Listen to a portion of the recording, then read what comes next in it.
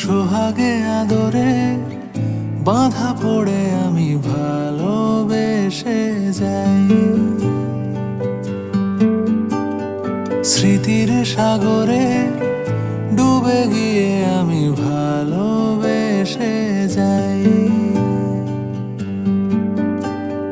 ভ্রমণের শেষে ফিরে এসো তুমি আগের মতো,